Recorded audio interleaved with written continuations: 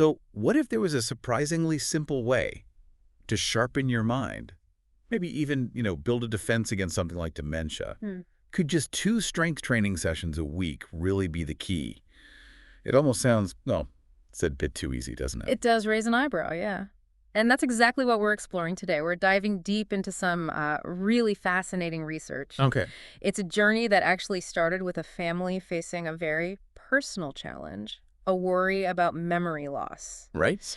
And it unfolded into findings that could bring, well, genuine hope to pretty much all of us. Okay, so this deep dive, it kicks off with a situation many people might recognize, sadly. A loved one, in this case a mother, always sharp, but then started having these memory lapses, forgetting important things like her husband's birthday, Yeah, apparently. there's moments that really make you stop and worry. Exactly. So we'll trace that initial concern right through to some pretty remarkable discoveries in brain science.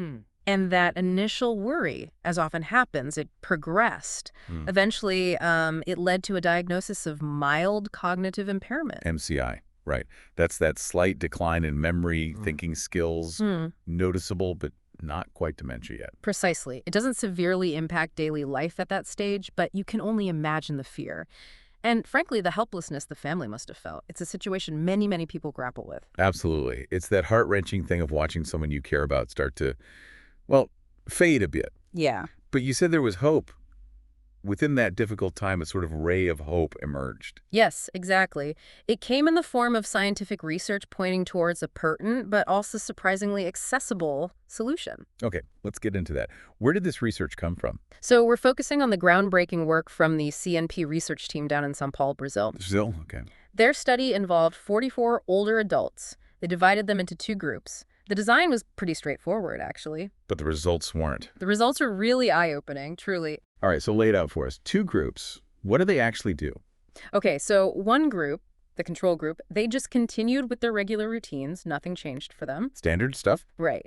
The other group, though, they incorporated strength training into their week. Just 2 sessions. Twice a week. Yeah. And was this like pumping serious iron, bodybuilding stuff? No, not at all. It was about moderate to high-intensity exercise. Yeah. So challenging enough to make a difference, definitely, but not excessively strenuous, not something that would feel impossible for most people. Okay, so we're talking about a realistic level of effort here. That's important. Very important. All right, let's jump to what everyone wants to know then. What impact did this twice-weekly strength training actually have on these folks? Well, this is the core finding, and it's truly significant. The group that did the strength training, they didn't just feel better, maybe. They showed improvements in their memory. Okay, memory improvement. That's great. But here's the kicker. They also demonstrated tangible, positive changes in the structure of their brains. Wait, hang on. Actual physical changes in the brain tissue itself. Exactly. Their white matter, you can think of that as the brain's communication network. The wiring connecting different areas. Like the internet cables of the brain. Sort of, yeah. That actually became stronger. And what's more, they saw a reduction in brain shrinkage. Shrinkage. Yeah, particularly in regions commonly affected by Alzheimer's disease. Less shrinkage. That is astounding. So what happened with the control group, the ones who just carried on as normal? Well, regrettably, their brain function showed a decline over the study period, which really highlights that the benefits seen in the strength training group weren't just about, general physical fitness. These were fundamental changes happening inside the brain. It's incredible, just working your muscles, having such a profound effect up here in our heads. It really is. We often hear about brain benefits from aerobic exercise, right? Like running, brisk walking, that kind of thing. Why is strength training proving particularly effective here? Is there something special about it? That's a critical question. And yes, aerobic exercise is definitely valuable, no doubt about it. Sure. But strength training seems to activate some unique pathways that are especially beneficial for cognitive health. There seem to be a few key mechanisms at play. Okay, let's break this down then. What's the first key reason strength training has this brain-boosting power? Okay, first, when you engage your muscles, really work them, it triggers the release of a crucial protein. It's called BDNF. BDNF. Brain-derived neurotrophic factor. Think of it like superfood for your brain cells. Okay, brain superfood. I like that. Yeah. It supports their survival, encourages new connections to form between them, and just enhances their overall function. So lifting weights is like giving your brain a dose of growth factor. Wow. So every squat or, I don't know, bicep curl is actually nourishing our brain cells. In a way, yes, that's one part. Secondly, strength training has been shown to boost the activity of certain immune cells within the brain, specifically T cells. T cells in the brain. Yep. They act like little cleanup crews, reducing harmful inflammation. And we know that chronic inflammation in the brain is a major player in cognitive decline and dementia. Interesting. So it's calming down inflammation inside our heads, not just building muscle. Exactly. It's working on multiple fronts. Okay, so BDNF for cell growth, T cells for inflammation. What's the third key reason? The third big benefit is about energy, how our brains use fuel. Strength training improves glucose utilization in the brain. Glucose. Sugar, basically. Yeah, the brain's primary fuel source. It helps the brain use that fuel more efficiently, like fine-tuning your car's engine for better mileage and performance. So optimizing the power supply for our thinking. You got it. Now, here's where it gets really interesting. Remember those participants in the study, the ones diagnosed with mild cognitive impairment? Yeah, the ones with that noticeable memory slip. Right. After just 6 months of these twice-weekly strength training sessions, 5 of them no longer met the diagnostic criteria for MCI. Get out. 5 people. Reverse their diagnosis. They no longer met the criteria. That's a truly remarkable outcome. That's more than remarkable. That's potentially life-changing. It strongly suggests that consistent effort might not just slow down cognitive decline, but could potentially even, well, reverse some aspects of its progression towards more severe forms. Wow. So this isn't just about prevention anymore. It's showing potential for actual improvement, maybe even reversal for some. Exactly. It offers a very real sense of empowerment, doesn't it? That you're not just passively waiting. Totally. But it does bring back that question. Why strength training specifically? Why did that seem to have such a big impact compared to maybe other exercises? That's the million-dollar question, isn't it? Why not just walk more or swim more? Yeah. Well, current thinking points towards a strong neurological connection between our large core muscle groups. Like hips, thighs, abs. Exactly. Hips, thighs, and your core. There seems to be a particularly dense network of neural pathways connecting those big muscles directly to the brain. So working those big muscle groups sends a stronger signal upstairs, so to speak. That seems to be the idea, yes. Yeah. A more powerful signal. Plus, think about aging. As we get older, we naturally tend to lose muscle mass, right? Sarcopenia. Yes, it happens. And this isn't just about feeling weaker. There's growing evidence linking this age-related muscle loss directly to declines in both memory and balance. So maintaining muscle is like maintaining scaffolding for your brain function. That's a great way to put it. Maintaining that strength is essentially maintaining a vital foundation for your brain health.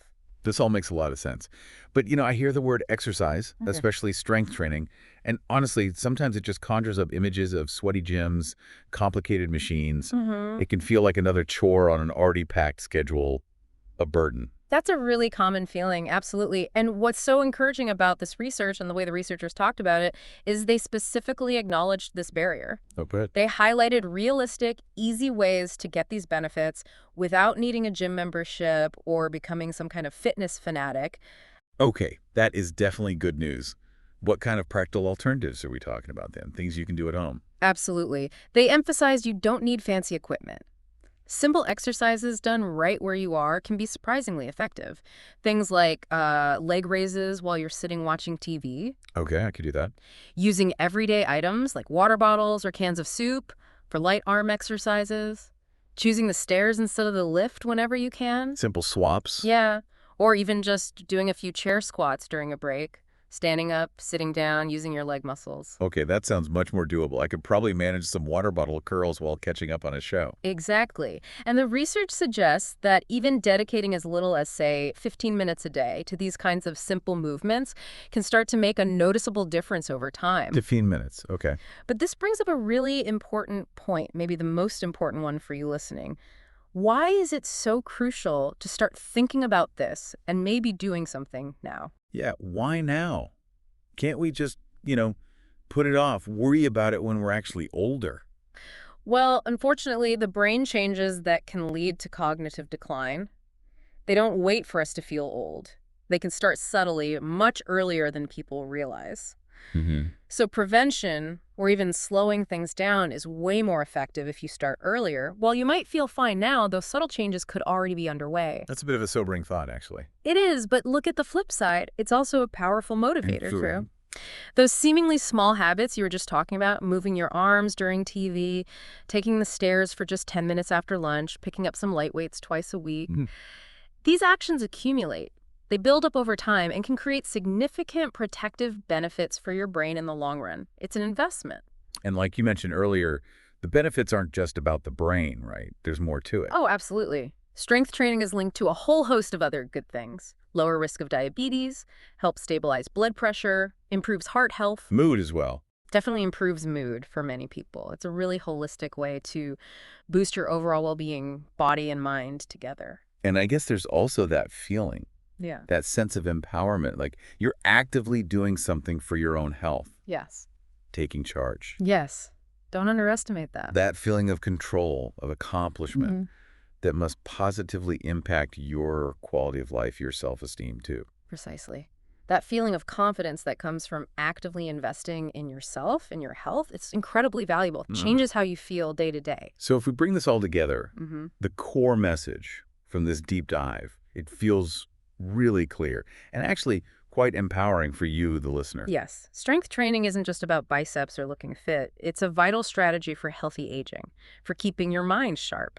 It really offers you a significant degree of control over your future health, maybe more control than you thought you had before. So it means that the kind of later years you experience, Yeah. whether they're filled with vibrant memories and engagement or maybe clouded by cognitive issues, it's not necessarily just luck of the draw. Not entirely, no. The choices you make today, the small actions you take consistently, they really do matter for your future self. You're laying the groundwork now. Okay, so as we wrap up this deep dive, I want you listening to just consider